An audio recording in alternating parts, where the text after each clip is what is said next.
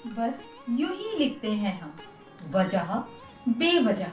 बस यूं ही लिखते हैं हम, वजह बेवजह। आदत जरा सी, राहत जरा सी। और ये लिखने की आदत, ये पढ़ने की आदत हमें बहुत राहत देती है। जब हम शब्दों की माला को गूंथ कर रचना के रूप में परिवर्तित कर देते हैं, तो वो रचना हमारे भाव को पहुंचाती है जन जन तक। तो हम भी अपने रचनाकारों के भावनाओं को पहुंचाएंगे जन जन तक आज की काव्य यात्रा में। चलिए चलते हैं आज की काव्य यात्रा पर। आज की काव्य यात्रा का संयोजन किया है ओज के वरिष्ठ कवि संजय शुक्ला जी ने। काव्य यात्रा के सहयात्री के रूप में हमारे साथ हैं मधुर श्रृंगी जी मुंबई से, मृदुल शर्मा जी लखनऊ से। हमारा हिंदू धर्म, हमारा सनातन धर्म इतना महान है। यहाँ पे संतों भगवंतों का अगर साथ होता है तो हमारा जीवन बिल्कुल कुशलता से चलता चला जाता है। और राम का नाम तो ऐसा नाम है कि राम के नाम से बड़े बड़े पत्थर भी तैर जाते हैं, और राम के नाम पर झांसा करने वालों की नैया गोते लगा के डूब जाती है। झांसा राम ने झांसा देकर लीला खूब रचाई, झांसा राम ने झांसा देकर लीला खूब रचाई। कभी तो बन गए भोला शंकर, कभी वो कृष्ण कन्हाई। मधुर श्रृंगी जी, आइए चलते हैं मधुर श्रृंगी जी की तरफ और पाखंड और आडंबरों में डूबे हुए संत महात्माओं के जीवन की सच्चाई को निकट से उनकी रचना के माध्यम से जानते हैं। मधुर श्रृंगी, कविताएं लिखने में आपकी विशेष रुचि है। देश के विभिन्न मंचों पर आपका काव्य पाठ होता है। विभिन्न संस्थाएं आपको सम्मानित कर गौरवान्वित महसूस करती हैं। सतरंगी रे यूट्यूब चैनल टीम आपके उज्जवल भविष्य की शुभकामनाएं प्रेषित करती है। जोरदार तालियां मधुर श्रृंगी जी को। हमारे देश में कई प्रसिद्ध बाबा हुए। ऐसे तथाकथित बाबाओं पर सभी रचनाकारों ने, सभी कवियों ने कुछ न कुछ लिखा है। मैंने भी सोचा कि एक गीत लिख दूं।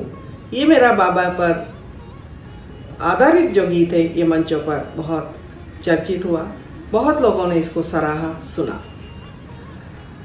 इन बाबाओं ने, लगभग सभी बाबाओं ने राम के नाम का आसरा लिया हुआ है, लेकिन राम का नाम जहाँ एक पाषाण को तैरा सकता है, वहाँ ये राम का नाम पापियों की नैया को डुबो सकता है। इसीलिए आज ये सब बाबा जेल में बैठे हुए हैं। चलिए एक दोहे से शुरुआत करती हूँ कि सबने अपने नाम में लगा रखा है राम, सबने अपने नाम में लगा रखा है राम।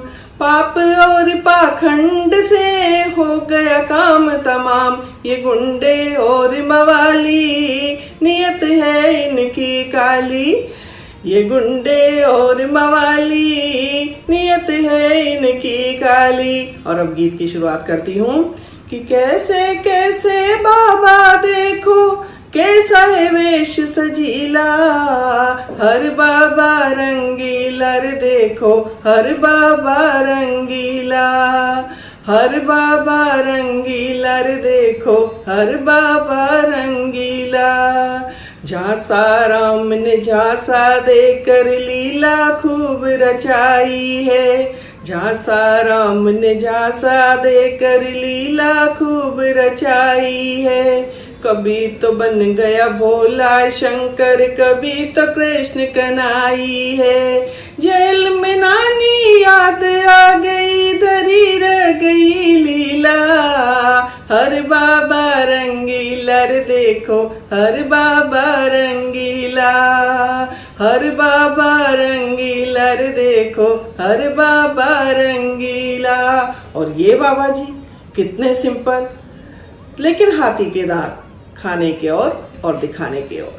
तब कहती हूँ कि रामपाल दिखता भोला पर दिल का कितना काला है, रामपाल दिखता भोला पर दिल का कितना काला है। हमको तो लगता है सामानो मकड़ी का जाला है, जेल में अब करे कीर्तन छूटे चेली चेला।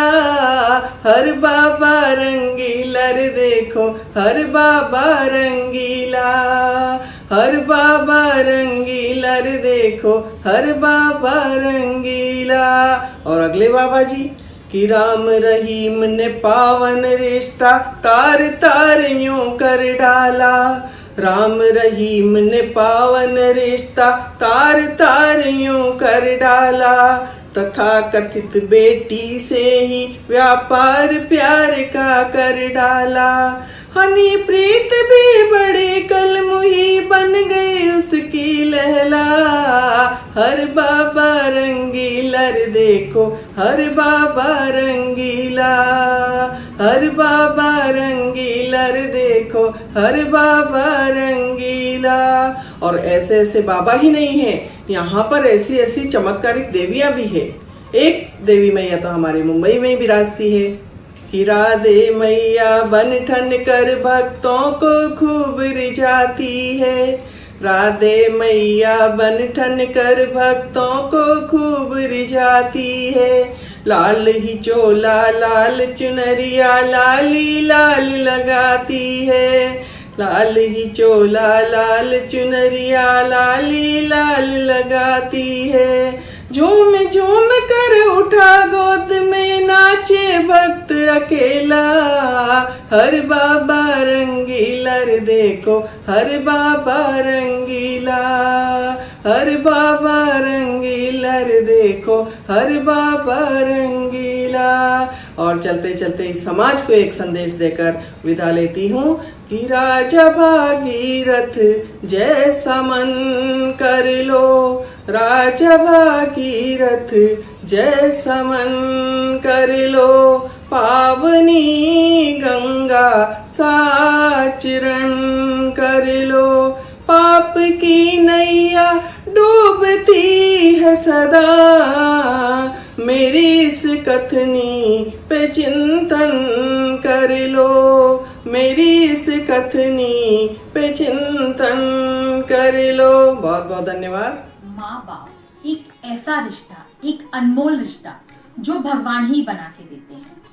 माँ बाप को बच्चे से किसी भी प्रकार की अपेक्षा नहीं होती, न ही बदले में वो कुछ चाहता है जन्म देने के बदले में, या उसे प्यार करने के बदले में, या उसे पालने पोसने के मतलब में। लेकिन बच्चे तो माँ बाप को बिल्कुल भूल ही जाते हैं जब वो किसी लायक होते हैं। ज्योति शेखर जी जो मशहूर शायर हैं, कहते हैं ध्यान से देखो एक उजाला फैला रहता है। ध्यान से देखो एक उजाला फैला रहता है। जहां फरिश्ते से रहते हैं घर के बूढ़े लोग, जिनके लिए बोझ ढोते हैं घर के बूढ़े लोग, उनके लिए बोझ होते हैं घर के बूढ़े लोग। मृदुल शर्मा जी कहते हैं पाकर अपने बीज चहकता था जो घर आंगन। पाकर अपने बीज चहकता था जो घर आंगन। आंख चुराता रह छुड़ा रहा अपना दामन। उम्र के चौथे पल पर कुछ ऐसा ही होता है जब बच्चे जिन्हें हमने उंगली पकड़कर चलना सिखाया होता है वो हमारा हाथ छोड़कर, या यूं कहें कि वो हमारा हाथ झटक कर अपनी एक नई दुनिया बसा लेते हैं, और हमारी बूढ़ी आंखें उनका रास्ता तकती रहती हैं, बस तकती ही रहती हैं। आइए चलते हैं उम्र के चौथे पल पर रची हुई ये मार्मिक रचना सुनने के लिए मृदुल शर्मा जी की। मृदुल शर्मा बैंक में अधिकारी होने के साथ आप साहित्य के क्षेत्र में भी चर्चित हैं। गज़ल, कहानी, उपन्यास और गीतों के साथ ही आप बाल गीत लिखने में भी रुचि रखते हैं। विभिन्न पत्र पत्रिकाओं का संपादन किया है आपने। आपके कई कहानी संग्रह, उपन्यास, गज़ल संग्रह, बाल गीत संग्रह, नवगीत संग्रह प्रकाशित हो चुके हैं। देश के प्रतिष्ठित पत्र पत्रिकाओं में आपकी रचनाएं निरंतर प्रकाशित होती हैं। विभिन्न संस्थाएं आपको सम्मानित कर गौरवान्वित होती हैं। यूट्यूब चैनल सतरंगी रे टीम आपके उज्जवल भविष्य की शुभकामनाएं प्रेषित करती है। जोरदार तालियां मृदुल शर्मा जी के लिए।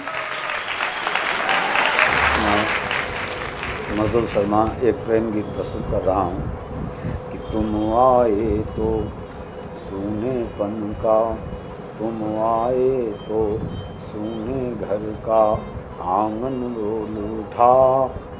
चांद देख ज्यों सागर का पागलपन डोल उठा।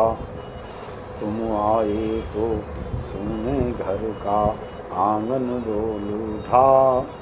चांद देख ज्यों सागर का पागलपन डोल उठा।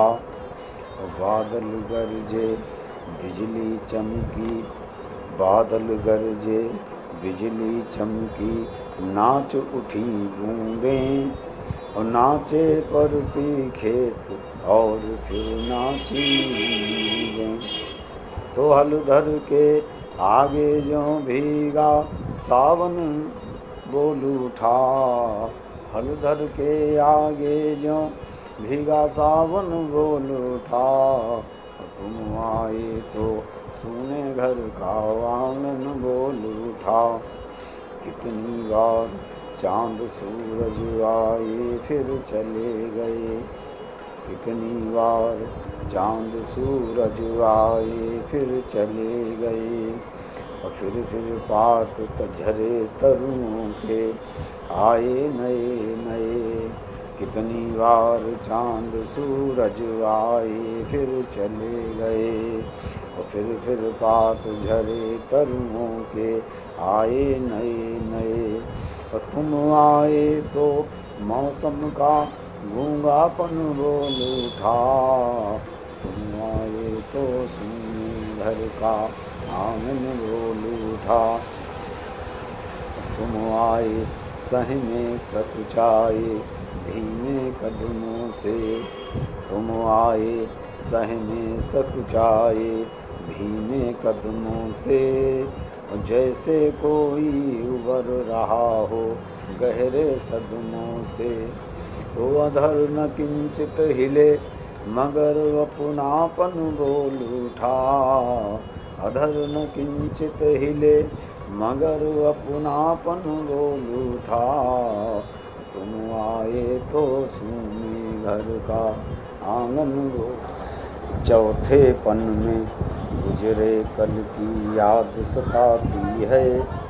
करवट लेते रात गुजरती नींद न आती है। चौथे पन में गुजरे कल की याद सताती है। करवट लेते रात गुजरती नींद न आती है।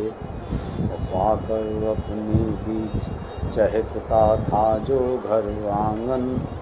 आँख चुराता रहे अपना छुड़ा रहा दामन। पाकर अपने बीच चहकता था जो घर आंगन। आँख चुराता रहे अपना छुड़ा रहा दामन। और टंगी द्वार पर नाम पट्टिका हंसी उड़ाती है। करवट लेते रात गुजरती नींद न आती है। पेड़ लगाए थे जो उन सब की छाया जलती। पेड़ लगाए थे जो उन सब की छाया जलती। समझ नहीं आता है आखिर कहाँ हुई गलती। और अपने ही घर की चौखट अब मुँह बिचकाती है। और रात करवट लेते रात गुजरती नींद न आती है। संघर्षों पर धूल डाल सब दोष गिनाते हैं। संघर्षों पर धूल डाल सब दोष गिनाते हैं। और कमियों का वर्णन कर के नहीं अघाते हैं। संघर्षों पर धूल डाल सब दोष गिनाते हैं। कमियों का वर्णन कर के नहीं अघाते हैं। जब रिश्ते आहत होते हैं फटती छाती है। करवट लेते रात गुजरती नींद न आती है। देख रहे धीरे धीरे खुद को कबाड़ होते।